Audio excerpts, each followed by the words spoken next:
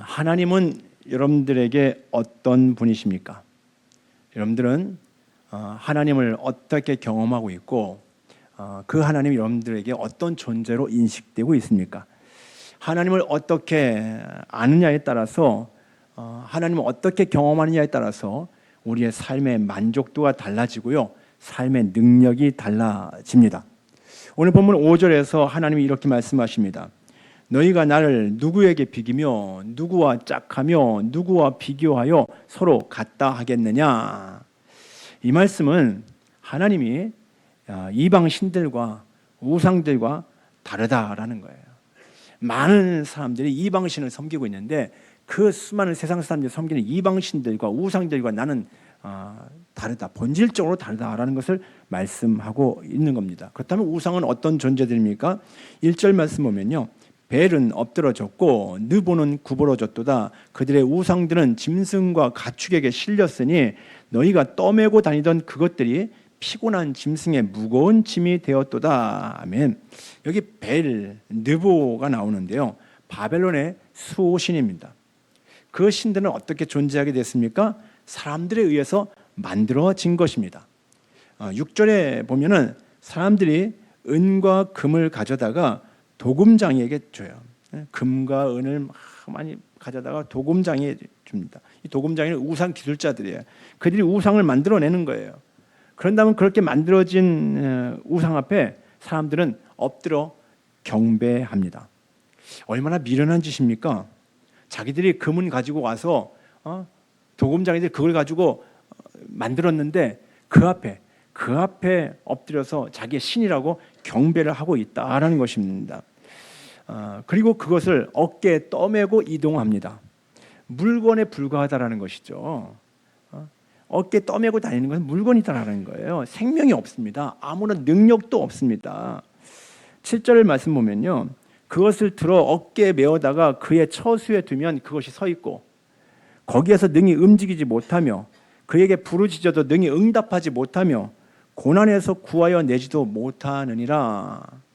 이게 우상이다라는 거예요. 근데 사람들은 그 아무런 능력도 없는 우상, 아무 생명도 없는 우상, 여기다 갖다 놓으면 여기 세워져 있고 저기다 갖다 놓으면 저기 세워져 있는 그런 우상을 자기의 하나님이라고 자기의 신이라고 섬기고 있는 거예요. 결국 이 벨과 느보는 페르시아의 고레스 왕에 의해서 거꾸로졌습니다. 바벨론이 페르시아에 의해서 망한 것이죠. 당시에는 이 나라와 나라가 전쟁을 하면은 전쟁의 승패는 그 나라의 신이 더 강하기 때문에 그 나라가 이겼다라 그런 인식들이 있었어요. 그러니까 이 바벨론이 페르시아에서 망한 것은 벨과 느보 그들이 섬기는 수호신은 아무것도 아니다라는 것을 증명한 거예요. 하나님의 심판이죠. 이제 술에 실려서 벨과 느보라는 이 바벨론의 수호신은 술에 실려서 무거운 짐이 되어서 잡혀가게 되는 거예요. 그들의 신이 오히려 구원받아야 될 처지가 된 것이죠. 무엇을 말합니까? 사람이 만든 신, 우상들은 다 헛것이다라는 것입니다. 사람들이 만들어낸 것은, 우상들은 다 헛것이다. 단지 사탄이 우상 숭배자들을 이용해서 장난치고 있는 거예요. 거기에 속지 마십시오. 수많은 사람들이 거기에 속고 살고 있는 거 아닙니까? 비나이다 하면서 석상들을 세워놓고 우상들을 세워놓고 비나이다 거기서 뭔가 얻을 수 있을 것 같이 생각하면서 그렇게 우상 숭배하는데 정말 안타까운 일입니다. 지금 이 시대에도 우상을 짊어지고 다니는 사람들이 얼마나 많은지 몰라요. 온갖 잡신들을 짊어지고 죽어가고 있습니다. 여러분, 우리 보여지는 것만이 우상이 아니고요, 보여지지 않는 것들도 우상이 엄청 많아요. 아니, 더 많아요. 우리가 보여지는 어떤 형상들을 세워놓고 거기서 비나이다 하는 것만이 아니라 보여지지 않는 것들이 내 안에 있는데 그것을 의지하면서 비나이다 하는 거예요. 그거 얻어보고자 바로 우리의 삶에서 하나님의 자리를 빼앗은 것들이 우상입니다. 하나님보다 더 귀하게 여기는 것들이 우상입니다. 여러분들 혹시 더 높아지려고 하십니까? 아담과 하와는요, 하나님과 같이 되고 싶었습니다. 그래서 선악과를 따먹은 거예요.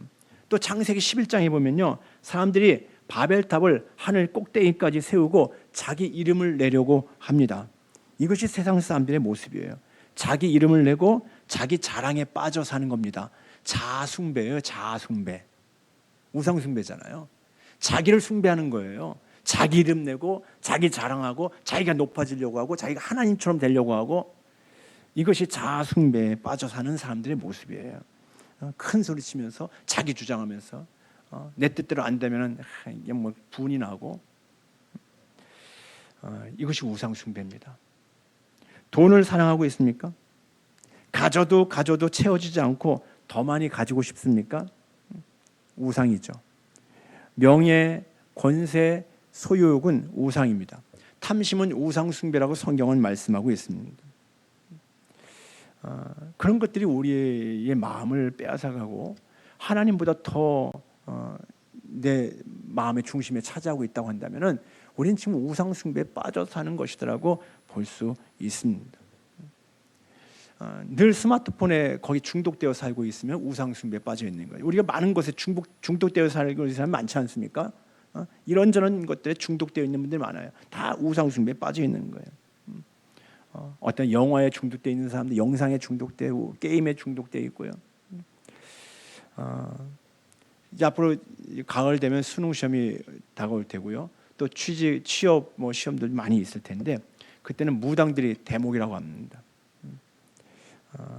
가서 무당을 통해서 뭔가 좋은 결과를 얻고 싶은 마음들이 간절한 거겠죠. 기억하십시오. 결국 그것들이요 인생의 올무가 되고 무거운 짐이 될 것입니다. 탐심 때문에 망하는 사람들 우리가 많이 보지 않습니까? 보도를 통해서 끊임없이 나오잖아요. 탐심 때문에 망하는 사람들, 가정이 망가지는 사람들. 그것들은요, 그런 우상들은요 절대 자유와 평안을 주지 못합니다. 눈에 보여지는 우상만이 아니라 눈에 보여지지 않는 우상 다 포함해서 말하는 것입니다. 반면에 하나님은 어떤 분이십니까? 3절 말씀 같이 한번 읽겠습니다. 3절 말씀은 시작. 야곱의 집이요 이스라엘 집에 남은 모든 자요 내게 들을지어다. 배에서 태어남으로부터 내게 안겼고 태에서 남으로부터 내게 업힌 너희요. 아멘. 야곱의 자손들아 잘 들어라. 내가 그 우상들과 똑같냐? 아니다. 나는 그 우상들과 다르다. 너희가 비록 어려움을 당하고 소수의 남은 자들에 불과해도 나는 너희들을 버리지 않고 너희들 항상 품에 안고 너희들 안고 너희들 업고 너희들 보호할 것이다. 하나님이 그렇게 말씀하시는 거예요. 바벨론의 포로로 가는 사실은 자격 없는 자들이에요. 그들은 하나님 앞에 끊임없이 범죄하고 하나님의 마음을 상하게 했던 자들인데 하나님은 그래도 하나님 당신의 백성으로 선택했기 때문에 포기하지 않겠다라는 거예요. 끝까지 내가 너희들을 안아주겠다, 업어주겠다라는 거예요. 내게 안겼고 내게 업힌 너희요 이렇게 말씀하고 있어요. 여러분들 하나님은요 우리를 안아주시고 우리를 업고 다니시는 분이십니다. 4절 말씀도 같이 한번 읽겠습니다. 시작. 너희가 노년에 이르기까지 내가 그리하겠고 백발이 되기까지 내가 너희를 품을 것이라. 내가 지었은즉 내가 업을 것이요 내가 품고 구하여 내리라. 아멘. 하나님은 내가 너희를 지었다. 내가 결코 너희를 버려두지 않을 것이다. 내가 너희를 품고 안을 것이다. 너희를 업고 너희를 이끌어서 포로 생활에서 결국 너희를 집으로 데려오겠다. 그렇게 약속을 하고 계십니다. 그런데 이 말씀 속에서요 반복되는 인칭 대명사가 나오죠. 내가 그리하겠다. 내가 품을 것이다. 내가 지었다. 내가 업을 것이다. 내가 품고 구하여 내리라. 5번씩이나 내가 한 절에 나오고 있습니다. 왜 하나님이 내가를 강조하십니까? 자신을 강조하고 계시는 이유가 무엇일까요? 하나님 자신은 세상의 그 어떤 존재들과도 다르다라는 것입니다. 여러분들 아무리 사랑이 넘쳐도요 그래서 우리를 안아준다고 해도 능력이 없으면은 완전히 책임질 수 없잖아요. 내가 능력이 없으면은 사랑하는데 능력이 없으면 구해낼 수가 없잖아요. 근데 하나님은 안 그렇다라는 거예요. 성경에 우리의 첫 구절을 잘 아시죠? 태초에 하나님이 천지를 창조하시니라. 하나님은요 영원전부터 계신 창조주 하나님이십니다. 그 하나님은 만물을 지으신 분이십니다. 능력의 하나님이시다라는 거예요. 만유의 주님이십니다. 오늘 이사야서 46장을 읽었는데 그 앞장 45장 18절에 보면요, 대저 여호와께서 이같이 말씀하시되 하늘을 창조하시니 그는 하나님이시니 그가 땅을 지으시고 그것을 만드셨으며 그것을 견고하게 하시되 혼돈하게 창조하지 아니하시고 사람이 거주하게 그것을 지으셨으니 나는 여호와라 나 외에 다른 이가 없느니라. 아멘. 그 하나님이 나를 지으셨고 나를 사랑하신다라고 하십니다. 그 하나님이 나를 업고 계시고 나를 안고 계신다라고 하십니다. 출애굽기 19장 4절에 이렇게 말씀하고 있어요. 내가 애굽 사람에게 어떻게 행하였음과 내가 어떻게 독수리 날개로 너희를 업어 내게로 인도하였음을 너희가 보았느니라. 하나님이 이스라엘 백성들을 업어서 독수리 날개로 업어서 인도하셨다라는 거예요. 여기 독수리 날개로 업는다라는 것은요, 하나님의 권위와 능력으로 업고 안전하게 업고 인도하신다라는 거예요. 신명기 1장 31절에도 비슷한 내용이 나오는데요.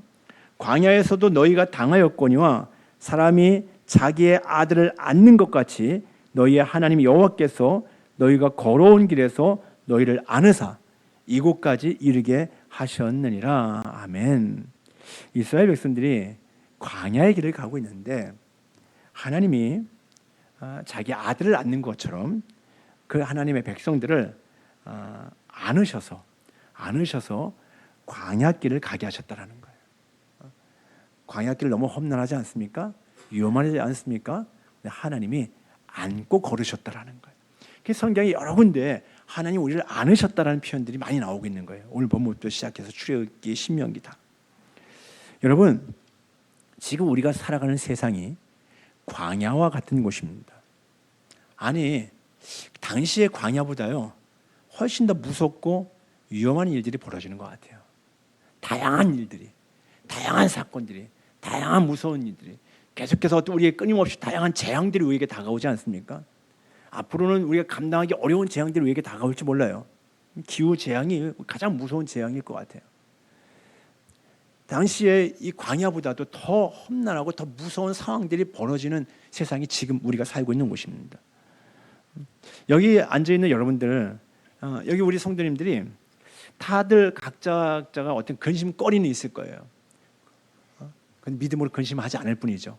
근심거리도 있고 염려거리도 있고 많은 고통스러운 일들도 있고요. 그런데 여러분들이 만약에 여러분들 안에 고통스러운 일들을 하나하나 다 토해내기 시작하면요, 세상의 모든 근심, 걱정, 두려움의 문제들이 이 예배당을 가득 채우고도 남을 것 같습니다. 그만큼 세상에 많은 문제들이 있다라는 거예요. 그만큼 우리에게 많은 어려움들이 우리에게 있다라는 거예요. 살아가기가 쉽지 않은 세상이라는 것을 말하는 것입니다. 하지만 그런 세상에서 살고 있지만, 하지만 우리가 오늘 본문의 이사야의 눈으로 또 출애굽기나 신명기에서 모세의 눈으로 하나님을 바라볼 수만 있다면 더 이상 두렵지 않은 거예요. 왜? 그분이 우리를 안아주고 계신다는 것을 알기 때문에 그렇습니다. 이사야의 눈을 바라보면 하나님 우리를 품고 계시고 우리를 안고 계신다는 것 분명하잖아요. 모세의 눈으로 바라볼 때 하나님이 당신의 백성들을 안으시고 광야길을 가셨다라는 거예요. 우리가 그런 동일한 믿음의 눈으로 하나님을 바라본다고 한다면, 야, 하나님이 지금 나를 안고 계시고 나를 품고 계시는구나. 여러분들 그 사실을 믿으십니까? 정말 믿으십니까? 근데요, 많은 믿음의 사람들이요, 입으로는 믿는다고 하는데 실상의 삶 속에서는 안 믿는 것처럼 살 때가 많아요. 모두가 하나님 아버지를 믿는다라고 고백하고 있는데, 그러면은 이 광야 같은 세상에서, 끊임없이 문제가 있는 이 세상에서 그 하나님이 그분의 품에 나를 안고 걸어가고 계시는 아버지심을 정말 믿는가 하는 것입니다. 진짜 이 말씀처럼 하나님이 이 광야 같은 세상에서 나를 안고 걸어가고 계시니까, 야, 나는 문제 없네, 정말 그 안에서 평안을 누리고 살고 있는가 하는 겁니다. 실제 상황에서. 평상시에 아무 문제 없을 때, 평안할 때 그렇게 고백할 수 있어요. 그런데 진짜 실제 상황이 나에게 다가왔을 때, 그 고난이 나에게 다가왔을 때, 어려운 현실들이 나에게 닥쳐왔을 때, 그때도 하나님 나를 품고 계시고 나를 안고 계신다라는 이 믿음으로 평안을 누릴 수 있는가 하는 겁니다. 정말 그 사실을 믿는다고 한다면 그렇다면 염려할 것도 두려워할 것도 없는 것이죠. 어린 아이들은요 두려움이 많습니다. 그래서 어린 아이들은 깜짝깜짝 놀랄 때가 많아요. 막 두려움에 몸소리 칠 때가 많이 있어요. 하지만 아빠 엄마 품에 안겨 있는 아이는요 절대 공포에 떨지 않습니다. 절대 평안을 누려요. 절대 평안. 엄마 품에 안겨 있는 아이는요 그 엄마 품에 있을 때는 어떤 일이 벌어져도요 엄마 품에서는 평안을 누리고 있다라는 것입니다. 자기를 안고 있는 부모의 품에서 안정감을 누리는 것이죠. 그런데 하나님은요 성경 곳곳에서 두려워하지 말라, 두려워하지 말라, 두려워하지 말라라고 자주 말씀하고 있습니다. 아주 많이 말씀하고 있습니다. 두려워하지 말라는 이유가 뭐라고 하십니까? 두려워하지 말라, 내가 너와 함께 함이니라 이렇게 말씀하고 계세요. 하나님의 품에 안긴 하나님의 자녀들은 두려워할 필요가 없다라는 거예요. 제발 그거 믿으라는 거예요. 그래서 두려워하지 말라, 두려워하지 말라 명령하고 계시는 거예요. 제발 믿어라, 제발 그거 나 좀 믿고 살아라 라고 그렇게 말씀하고 있는 거예요. 여러분 지금 어려운 문제가 있습니까? 미래의 삶이 막막하게 느껴지십니까? 그것 때문에 불안하고 때로는 우울하십니까? 요즘에 사람들이 더 많이 불안해하고 있다고 얘기해요. 아주 스트레스를 많이 예전보다 훨씬 더 많이 받는 그런 시대를 살고 있다고 얘기합니다. 그걸 통계로 나와도요 매년 더 극심해지는 거예요. 작년보다 올해가 더 스트레스가 많아지고요. 우울증 환자도 작년보다 훨씬 더 많아지고요. 그래서 지난 6개월 통계를 뽑았는데 6개월 통계를 봤을 때 작년 6개월보다 10%가 우울증 환자가 늘었다라는 자살 수가 늘었다라는 거예요. 그렇다면 작년에는 13,000명대의 자살하는 분이 있었는데 올해는 그 정도 6개월의 그런 통계를 가지고 1년을 환산해 보면은 15,000명대의 자살하는 사람들이 생길 것이다라고 추정하고 있더라고요. 그만큼 많은 스트레스를 받고 있고 수많은 사람들이 여러 가지 이유가 있겠죠. 그런 이유들 때문에 우울증에 시달리고 있다라는 거예요. 하지만 저와 여러분들은 아니잖아요. 똑같은 상황이에요. 똑같이 어려워요. 똑같이 고난받아요. 그런데 우리는 하나님 믿잖아요. 그 하나님이 누구라고요? 나를 품고 계시고 나를 안고 계시는 하나님이에요. 우리가 늘 고백하는 신실하신 하나님이시고요. 선하신 하나님이셔요. 정말 그 하나님 믿고 있다고 한다면은 우리는 그렇게 우울증에 시달리거나 우리는 그렇게 생명까지 포기할 정도의 그런 존재는 아니잖아요. 이겨낼 수 있는 거 아닙니까? 하나님 나를 안고 계시는데. 여러분들 하나님을 믿으시길 바랍니다. 잘 믿으시길 바랍니다. 나를 품고 계시고 나를 안고 계시는 그 하나님을 믿고 담대하게 당당하게 사시기를 바랍니다. 그리고 오늘 그 하나님은요 우리를 잠시 안아주는 것이 아니라 끝까지 안아주시겠다고 하십니다. 4절 말씀에 너희가 노년에 이르기까지 백발에 이르기까지라고 표현하고 있어요. 끝까지 안아주겠다라는 거예요. 저도 안아주는 거 잘합니다. 저도 안아주는 거 잘해요. 집에서는 아내를 가장 많이 안아주고요. 또 아들들을 만날 때마다 안아줍니다. 교회에서는 아이들을 많이 안아주고 싶어요. 어제도 많이 안아줬어요. 좀 전에 제가 목양실에서 나와서 이제 복도를 걸어오고 있는데 이제 계단 올라오기 전에 뒤에서 갑자기 목사님도 부르는 거예요. 목사님 우리 좀 보고 가세요 그러더라고요. 뒤돌아봤더니 유치부 아이가 유치부실에 나와가고 날 부르고 있어요. 손짓하면서. 그래서 다시 돌아갔어요. 돌아갔더니 2명의 아이가 제 앞에 서서 저에게 안겼어요. 안아줬어요. 안아줬더니 그 한 아이가 나에게 막 말을 해 설명해요. 목사님 어쩌고저쩌고 했는데 제가 잘 못 알아들었어요. 목사님 9월 8일 날 우리 집에 오세요. 그러더라고요. 아 그래? 그럼 끝나고 이따 다시 얘기하자. 다시 얘기해야 될 것 같아요. 다시 얘기하자고. 그래서 내가 여기 지금 예배 올라가야 되니까 목사님 예배 올라가야 되니까 나중에 끝나고 다시 얘기하자 이렇게 알았어요 그러더라고요. 저도 그 아이들 계속 안아줘요. 그 아이들도 제가 안아주니까 저를 신뢰하죠. 저를 좋아하죠. 제가 말하는 것도 먹겨 들어가는 거예요. 이제 나를 신뢰하면요, 제가 말할 때 아이들은 귀담아 들을 수 있어요. 근데 제가 안아주는 것은요, 분명히 사랑한다는 마음의 표현은 맞습니다. 사랑하기 때문에 안아주고 있고요. 내가 너를 사랑해. 우리 청년들 내가 안아줄 때 내가 너희들을 사랑해. 사랑한다는 것을 내가 보여주고 싶은 거예요. 말로만이 아니라 내 행동으로 보여주고 싶은 거예요. 하지만 문제는 내가 그들의 삶을 보호해주고 책임질 수는 없다라는 거예요. 그 능력이 나에게는 없다라는 거예요. 옆에 함께 있을 때는 그래도 내가 보호해줄 수 있어요. 함께 있을 때는 책임져 줄 수 있어요. 또 기도는 해줄 수 있어요. 그런데 내가 책임질 수 있는 능력은 없다라는 거예요. 그런 존재가 아니다라는 거예요. 제가 이제 손자가 생겼지 않았습니까? 며칠 전에, 얼마 전에, 며칠 전인가요? 6개월이 지났어요. 가끔 만나면은 얼마나 귀엽습니까? 얼마나 사랑스럽습니까? 할아버지, 할머니, 삼촌이 서로 안으려고 그렇게 할 때가 있습니다. 그래서 이제 제가 안잖아요. 너무 좋아요. 너무 예쁘고. 근데 막상 안으면요, 오래 안아주기가 힘들어요. 무겁거든요. 제 팔이 감당하기가 어려워요. 왜? 근육도 빠지고 힘도 빠지고 나이가 들으니까. 그러니까 만나기 전에는 이제 힘을 키워야지. 내가 힘을 키워야지 우리 이한이를 더 많이 알아줄 수 있지. 그래서 막 아령도 들기도 하고 막 이렇게 하기도 하고 합니다. 왜? 근육이 생겨 더 길게 안아줄 수 있으니까. 그렇게 해도요, 안아주면 조금만 시간만 지나 힘들어서 누가 안 데려가나 이렇게 은근히 기다리기도 합니다. 그게 우리들이래요. 그게 우리의 인생입니다. 하지만 하나님은요, 하나님 아버지는 끝까지 안아주시고요, 책임져 주시는 분이십니다. 여러분들 인생에서 끝까지 사랑하시는 하나님께 감사하시길 바랍니다. 요한복음 13장 1절에 예수님은 세상에 있는 자기 사람들을 사랑하시되 끝까지 사랑하셨다라고 말씀하고 있습니다.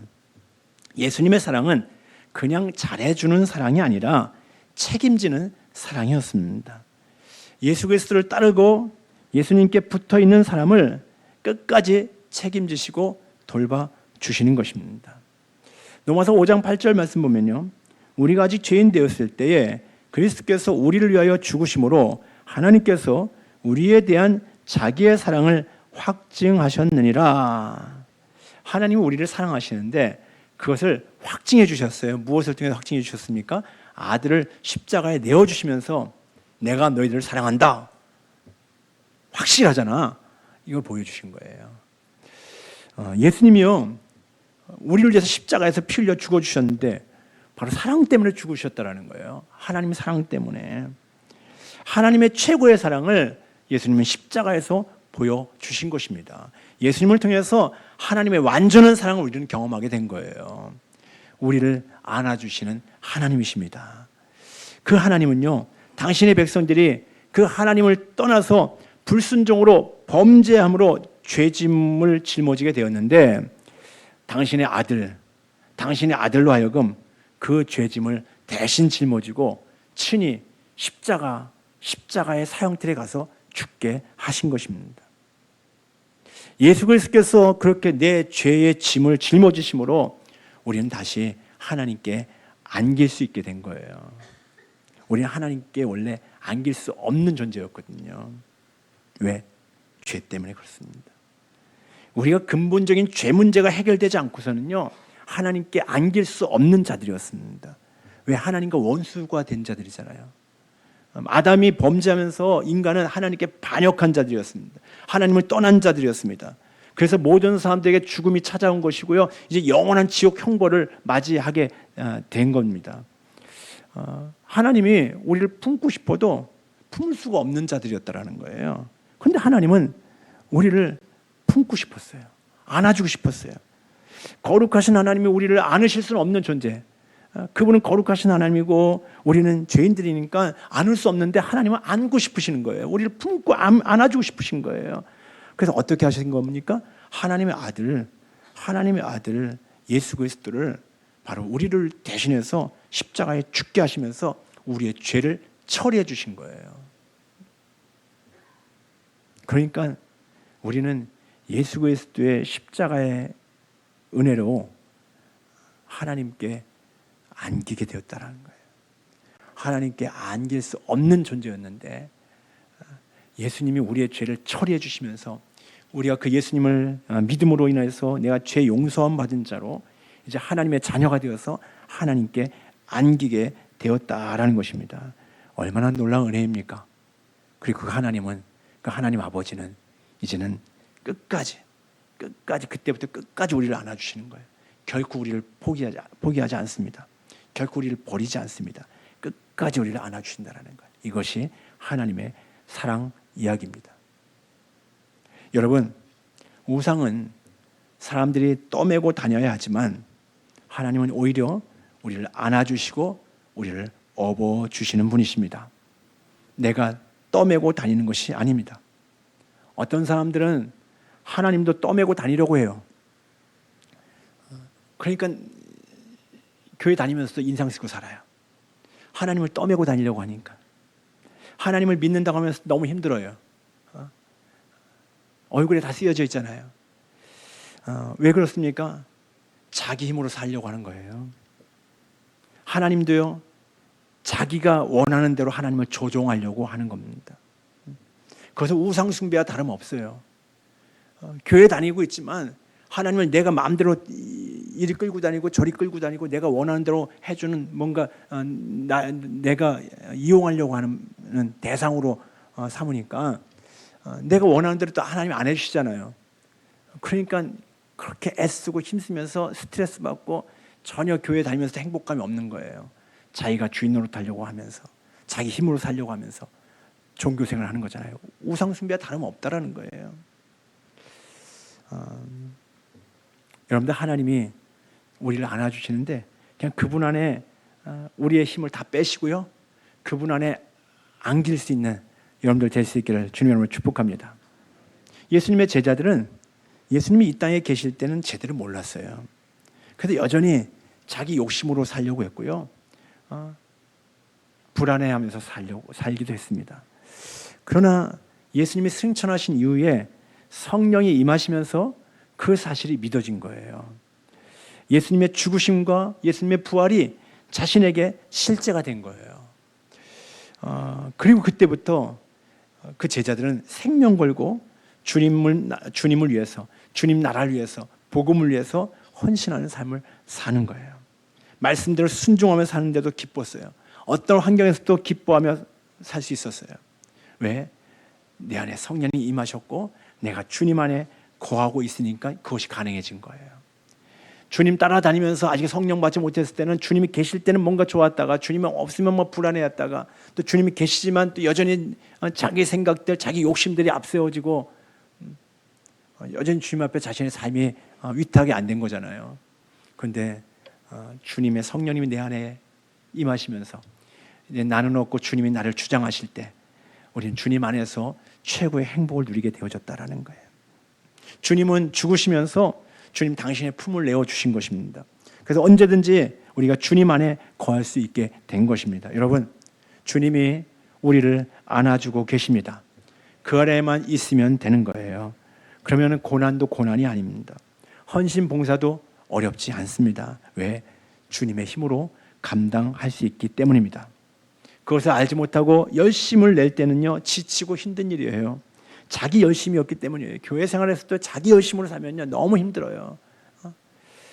그러나 지금은 이제는 주님 안에서 우리가 참 평안과 기쁨을 누리면서 주님의 일을 감당할 수 있게 됐다라는 거예요.